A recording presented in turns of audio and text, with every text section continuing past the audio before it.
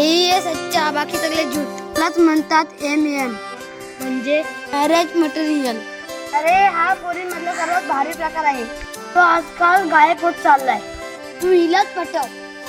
नाही रे, ती आपल्यातली नाही. दम नाही बाटली का तू शिवून देतो.